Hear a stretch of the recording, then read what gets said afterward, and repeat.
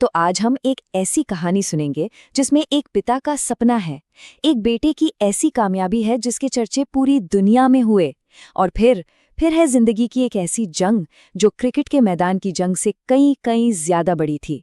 जी हाँ, ये कहानी है युवराज सिंह की, द वॉरियर प्रिंस। तो कहानी शुरू कहाँ से होती है? ये शुरू होती है एक पिता योगराज सिंह के एक ऐलान से। उन्होंने सबके सामने ये कसम खाई कि मैं अपने बेटे को सर गारफील्ड सोबर्स और विव रिचर्ड्स के लेवल का क्रिकेटर बनाऊंगा। सोच के देखिए, बस इस एक लाइन ने उस प्रेशर की नींव रख दी जो आगे चलकर युवराज की जिंदगी को हमेशा के लिए बदलने वाला था।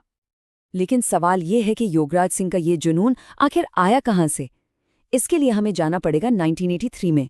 सोच के देखिए, एक तरफ उनके दोस्त कपिल देव वर्ल्ड कप उठाकर पूरे देश के हीरो बन गए थे, और दूसरी तरफ थे युवराज सिंह जो खुद एक जबरदस्त ऑलराउंडर थे, लेकिन एक इंजरी की वजह से उनका करियर खत्म हो गया और वो गुमनामी में खो गए। बस यही अधूरा सपना, यही मलाल उनके जुनून की आग बन गया। पर इस कहानी में एक ट्विस्ट है।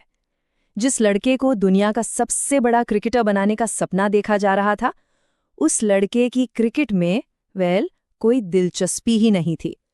युवराज का पहला प्यार क्रिकेट था ही नहीं, उन्हें तो रोलर स्केटिंग और टेनिस पसंद था। और फिर वो दिन आया जिसने सब कुछ, बिल्कुल सब कुछ बदल दिया। युवराज ने अंडर 14 नेशनल स्केटिंग चैंपियनशिप में गोल्ड मेडल जीता। अब कोई भी बाप इस पर गर्व करेगा, है ना? लेकिन योगराज सिंह गर्व करने के बजाय आग बबूला हो गए। उन्होंने वो मेडल छीन लिया, युवराज के स्केट्स उठाकर फेंक दिए और सिर्फ एक बात कही, आज से तुम सिर्फ क्रिकेट खेलोगे, बस। इसके बाद जो शुरू हुआ वो ट्रेनिंग नहीं थी, एक तपस्या थी, एक बहुत ही कठोर तपस्या। सोचिए, घर का पूरा बगीचा उजाड़कर वहां फ्लडलाइट्स वाली कंक्रीट पिच बना दी गई। बाउंसर्स खेलना सीखने के लिए पानी में भीगी टेनिस बॉल से प्रैक्टिस करनी पड़ती थी। सुबह अगर टाइम पर नहीं उठे तो सीधा बर्फीले पानी की बाल्टी। युवराज ने बाद में खुद कहा था कि इस मेंटल प्रेशर की वजह से वो क्रिकेट से नफरत करने लगे थे। और प्रेशर किस लेवल का था, इसका अंदाजा बस इस एक बात से लगाया जा सकता है। एक बार जब युवराज ने मैच में अच्छा परफॉर्म नहीं किया तो उनके पिता ने उनसे कहा, अगर तुम मेरे बेटे नहीं होते तो मैं आज तुम्हें गोली मार देता, तुमने मेरी इज्जत मिट्टी में मिला दी। लेकिन कहते हैं ना, सोना आग में तपकर ही कुंदन बनता है।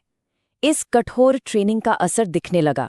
एक अंडर 19 मैच में युवराज ने अकेले 358 रन बना दिए।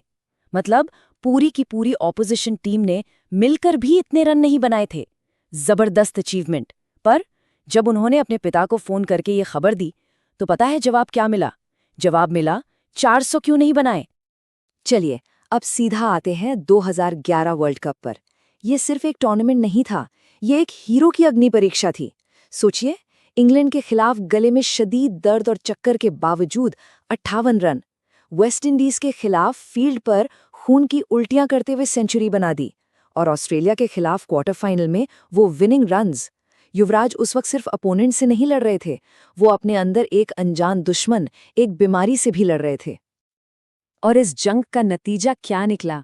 नतीजा था 362 run, 15 wickets, 4 man of the match awards. Yuvraj Singh बने प्लेयर ऑफ द टूर्नामेंट और भारत ने पूरे 28 साल बाद वर्ल्ड कप जीता। ये कोई आम परफॉर्मेंस नहीं थी, ये हिस्ट्री थी। ये जीत उनके लिए कितनी जरूरी थी, इसका पता उनकी उस दुआ से चलता है जो उन्होंने फाइनल से एक रात पहले की थी।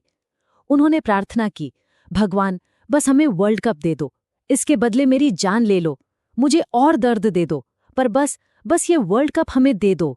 उनके लिए देश की जीत अपनी जिंदगी से भी बढ़कर थी। वर्ल्ड कप की जीत का जश्न अभी खत्म भी नहीं हुआ था कि एक ऐसी सच्चाई सामने आई जिसने सबको हिला कर रख दिया।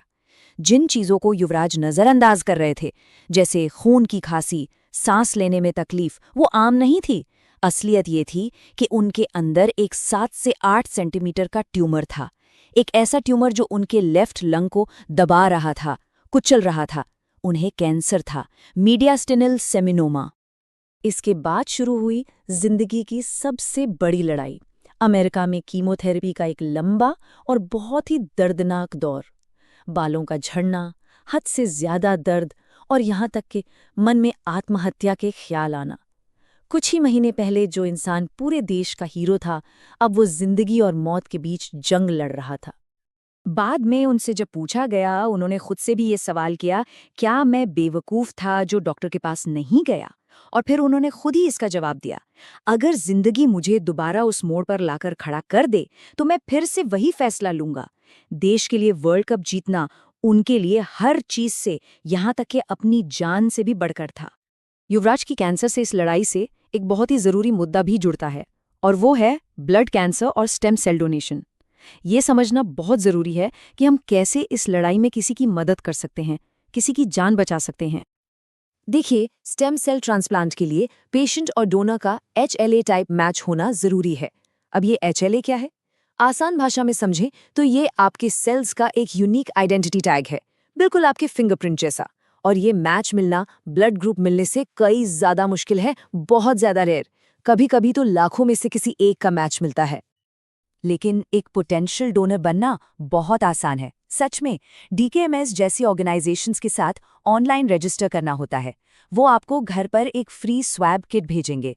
बस गाल के अंदर से एक सिंपल सा स्वैब सैंपल लेना है और उस किट को वापस भेज देना है, बस इतना ही। ये पूरा प्रोसेस बिल्कुल फ्री है और इसमें कोई दर्द नहीं होता। खैर चलिए, युवराज की कहानी पर वापस आते हैं। कैंसर को हराने के बाद वो दिन भी आया जब उन्होंने क्रिकेट में वापसी की। तारीख थी 11 सितंबर 2012। जैसे ही युवराज ने मैदान पर कदम रखा, पूरा स्टेडियम बस तालियों की गड़गड़ाहट से गूंज उठा। एक बहुत ही इमोशनल मोमेंट था वो। लेकिन इस कहानी का सेकंड एक्ट उतना आसान नहीं था।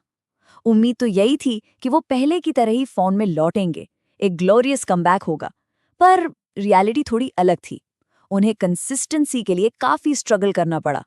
और फिर आया 2014 T20 वर्ल्ड कप फाइनल, जहां हार का ठीकरा उनके सिर पे फोड़ा गया और धीरे धीरे वो टीम से बाहर हो गए। और इसके साथ ही उनके करियर का आखिरी चैप्टर शुरू हो गया। 2014 T20 फाइनल में 21 बॉल्स पर 11 रन की उस धीमी पारी के लिए उनकी बहुत आलोचना हुई। फिर 2019 वर्ल्ड कप टीम में उन्हें सिलेक्ट नहीं किया गया और आखिरकार 2019 में उन्होंने इंटरनेशनल क्रिकेट को अलविदा कह दिया। उनके करियर के इस अंत को लेकर दो अलग-अलग नजरिए सामने आते हैं। एक तरफ उनके पिता योगराज सिंह थे, जिन्होंने इसका दोष सीधे सीधे MS धोनी पर डाल दिया। वहीं दूसरी तरफ खुद युवराज ने कहा कि धोनी ने उन्हें हमेशा क्लैरिटी दी थी, लेकिन हाँ, उन्हें टीम मैनेजमेंट से उतना सपोर्ट महसूस नहीं हुआ जितना होना चाहिए था। लेकिन युवराज सिंह की असली विरासत, उनकी लेगेसी, क्रिकेट के स्कोर कार्ड्स और बाउंड्रीज से कहीं बड़ी है।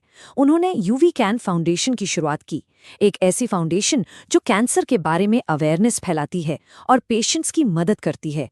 वो सिर्फ एक क्रिकेटर नहीं है, वो एक वॉरियर हैं, एक योद्धा जिन्होंने जिंदगी की सबसे बड़ी जंग जीती। और आज वो लाखों लोगों के लिए एक इंस्पिरेशन है। तो आखिर में बस एक सवाल रह जाता है। एक पिता का सपना तो पूरा हो गया, लेकिन उसकी कीमत क्या चुकानी पड़ी? युवराज सिंह की ये कहानी हमें जीत, जुनून, जिद और बलिदान के बारे में बहुत कुछ सोचने पर मजबूर कर देती है।